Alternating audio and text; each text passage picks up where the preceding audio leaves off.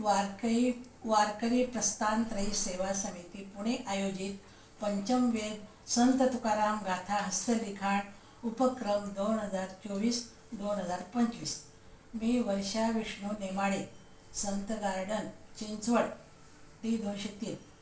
मी 8/5/25 ला गाथा लिखाण सुरू केले व दिवाळी पाडव्याच्या दिवशी संपूर्ण गाथा लिहून झाली।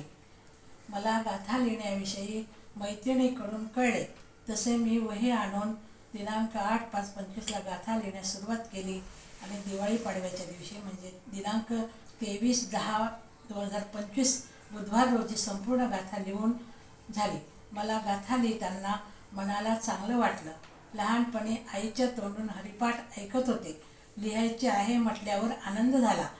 अभंगामध्ये तुकाराम महाराजांनी कसं वागावं, कसं जगावं याचा सुंदर संदर्भ सांगितलेला आहे आणि आजच्या युगात लोक कसे वागतात याचेही परखडपणे खूप छान उदाहरणे देऊन समाजातील लोकांना चांगली शिकवण दिलेली आहे।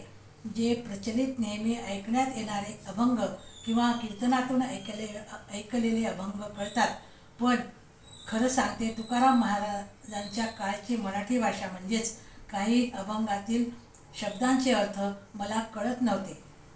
असो, काया वाचा मनाने विठ्ठल चरणी लीन व्हावे हा एक मोठा संदेश महाराजांनी दिला आहे आणि विठ्ठलाला वारंवार लोटांगण घातलेले आहे।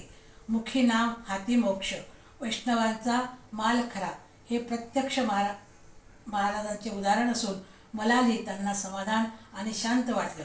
घरातील वातावरण खूप छान राहते व मनात बदल करायची संधीच जणू चालून आली आहे असं वाटतं।